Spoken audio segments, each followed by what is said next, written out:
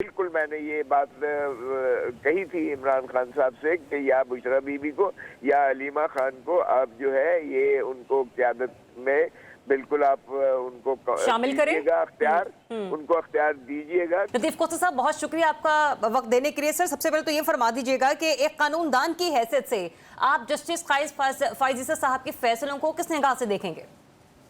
देखें, मेरे ख्याल में जस्टिस मुनीर जिसने पाकिस्तान की दोलख्त किया था और तबाही की थी, ये उससे प्लस जस्टिस मुनीर है। इन्होंने जो आज सरासीमगी पैदा की है, जिसका बिलावल भुट्टो जरदारी साहब ने भी जिक्र किया कि ये जो 26वीं तरमीम है ये काजी साहब की मरहून है, और इन्होंने जो रूह थी आर्टिकल 63A की, जब मुझे याद है कि मैं रानी शहीद बेनजीर भुट्टो साहबा के साथ उस वक्त 17 सीटों में हम थे, और मोहतरम नवाज शरीफ साहब ने जब 14वीं तरमीम में 63A का इजाफा किया था, तो मैंने उनसे कहा था कि बीबी आपने तो इसको नवाज शरीफ को और ज्यादा ताकतवर बना दिया है आपने उसका साथ देकर।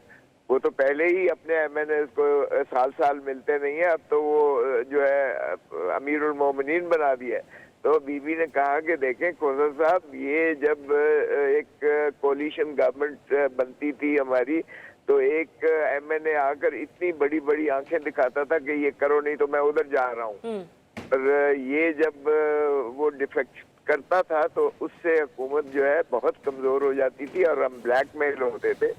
तो अगर विल्सन जो है बरतानिया में एक वोट की बर्तरी से 5 साल तक जो है बरतानिया में हुकूमत रह सकती है और तसलसल और तवातर होता है, तो जमहूरियत। अच्छा खोसा साहब, अभी आपने बिलावल साहब की गुफ्तगू का हवाला दिया ना कि जिसमें उन्होंने कहा अपने एक इंटरव्यू में कि अगर काजी साहब ना होते तो शाही तरमीम ना होती।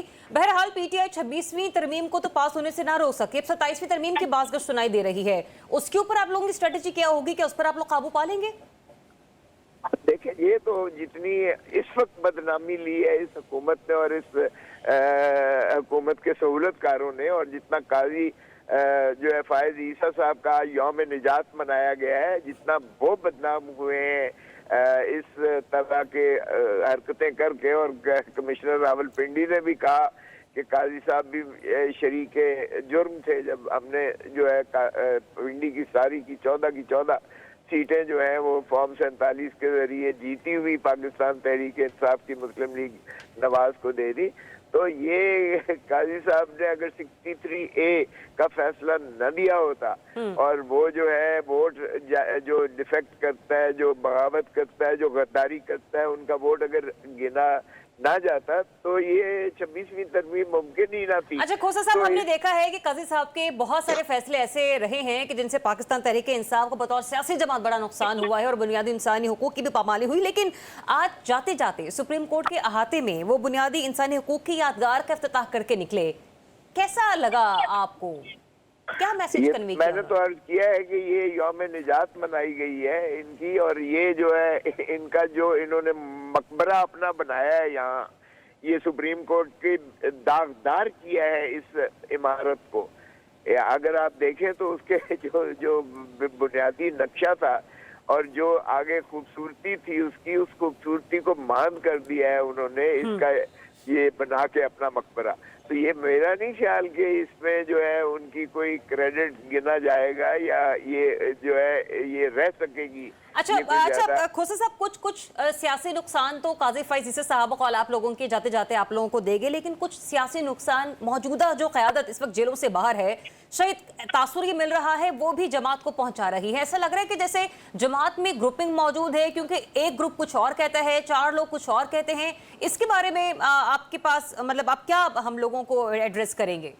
देखिए, पहली बात तो ये है, हमारे नुकसान का सवाल नहीं है, ये उन्होंने आइन की रूह को मजरूह कर दिया है। उन्होंने अदलिया को मुनहदिम करके एग्जीक्यूटिव के नीचे एग्जीक्यूटिव ब्रांच बना के रख दिया है। वो इलेक्शन कमीशन की तरह वो भी हुकूमत का एक झैली इदारा बन गया है, और ऐवान इंसाफ को उन्होंने बिल्कुल फारिग करके रख दिया है। तो काजी साहब ने हमारा नुकसान छोड़ दें, ये मुल्क का नुकसान है, ये आइन का नुकसान है, ये जमहूरियत का नुकसान है, ये जमहूर चले का मेरे इस नुकसान सवाल है। का तो जवाब आपने दे दिया। खोसा साहब, मैं पार्टी ग्रुपिंग के हवाले से भी आपका तज्जिया लेना चाह रही हूँ। वाकई ऐसा है जैसा खबरों में गर्दिश कर रहा है कि फॉरवर्ड ब्लॉक मौजूद है पार्टी के अंदर, क्योंकि एक ग्रुप कुछ कहता है, दूसरा ग्रुप कुछ कहता है। आज भी कुछ खबरें गर्दिश कर रही थी कि बुशरा बीबी जो है वो शिबली फराज साहब के साथ, अली अमीन गंडापुर साहब के साथ एक इजलास की सदारत करेंगी, लेकिन फिर किसी ने कहा कि नहीं ऐसा नहीं है। What is this? देखिए, ये माशाल्लाह इन्होंने जो एक अफवाहों की फैक्ट्री खोली हुई है डिस इन्फॉर्मेशन की, ये उसी का शाखसाना है। ना कोई ग्रुपिंग हो सकती है, ना कोई ग्रुपिंग ठीक, है। ठीक। इमरान खान की जो क़यादत है वो गैर मुतज़लज़िल है। और लेकिन चलें, अगर ऐसे ये आपने कहा ना कि तरदीद कर दी, आपने कहा ये अफवाह है, लेकिन क्या मुस्तकबिल करीब में बुशरा बीबी पार्टी के सियासी मामलात को देखेंगी? देखिए, बुशरा बीबी का यकीनन बाहर आना एक खुश आइंद है, और इससे जो चेन ऑफ कमांड है वो बिल्कुल वाज़े तौर पर आपके सामने आएगी। सो इसलिए अब जो वो इबहम या जो एक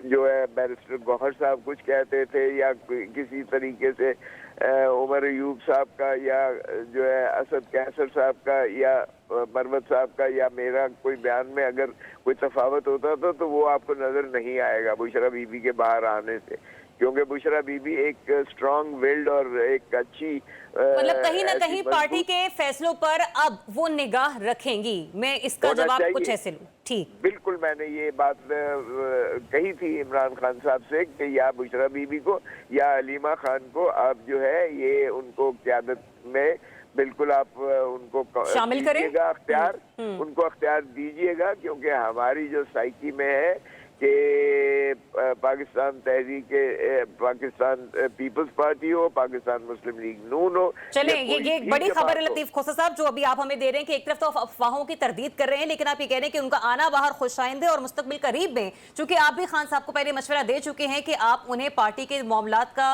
को देखने का, उनको लीड करने का इख्तियार दें। सो लेट्स सी कि वो हमें किस तरह से पार्टी के अंदर जो है वो डिफरेंट चीज़ों को लेते हुए, लीड करते हुए हमें नजर आएंगे। इसके बाद आपने कहा कि कैसर साहब भी दीगर लोगों के मुतनाज़ बयानात भी नजर यहाँ पर नहीं आएंगे। आप हमारे साथ ही रहेगा खोसा साहब।